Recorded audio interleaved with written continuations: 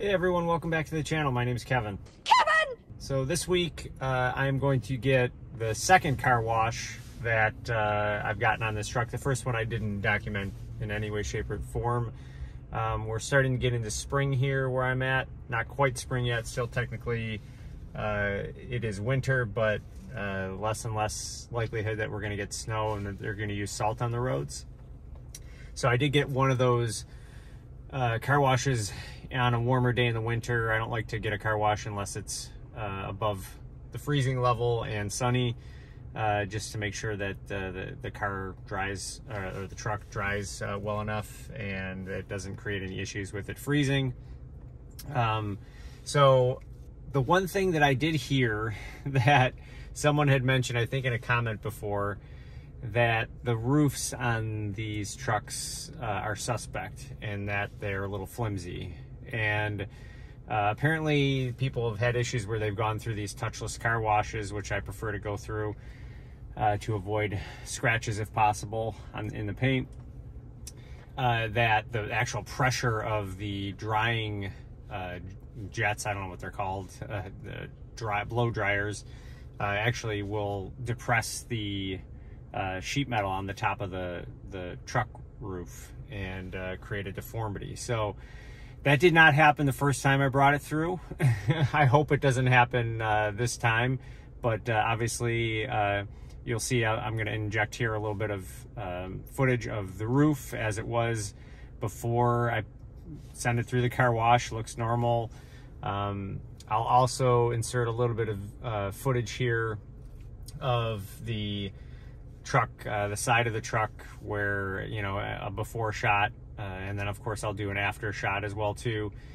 There's a little ridge that runs along the side that's kind of like a character line in the truck that makes it seem more muscular, that I think the first time I had it washed, that didn't really wash well on that side below that section of the, you know, the sharp element that comes out like that. So I don't know if that's a function of you know, you're compromising for that cool design. You're getting a little more of a difficult area on the truck to clean.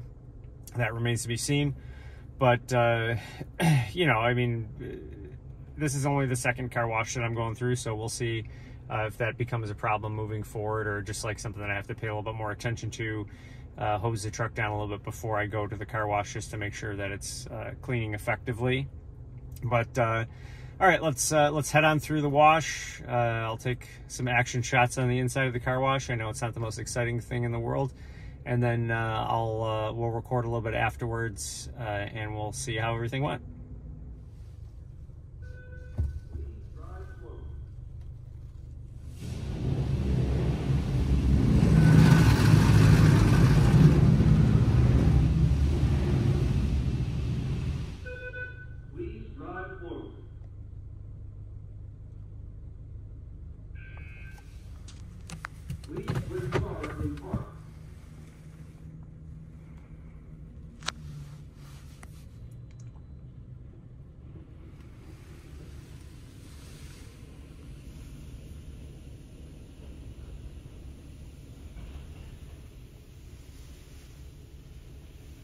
The cleaning product is now being applied to your vehicle.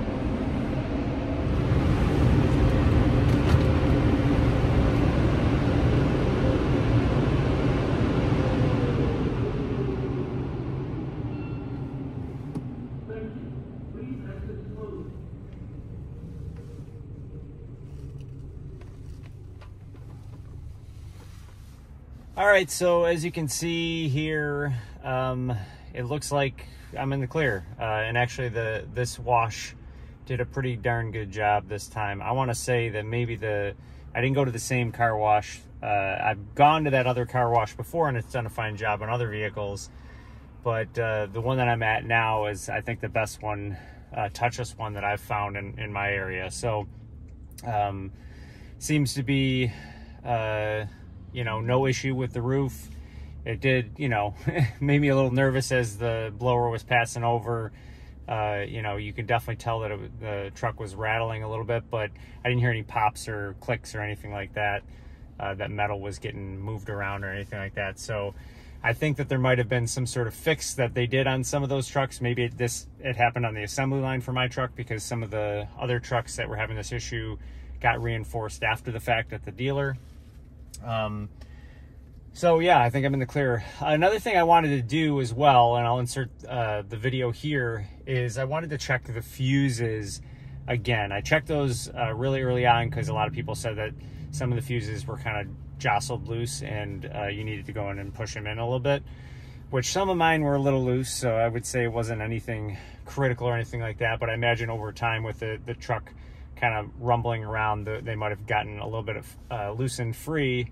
And for that reason, I set a reminder to check after a couple months to see if they had moved again into a position where they were a little bit loose, and none of them really seemed to be loose. So I think I'm in the clear for now. Maybe I'll check them again, you know, in the summer or something if I think of it, but I don't think it's going to be a major concern moving forward.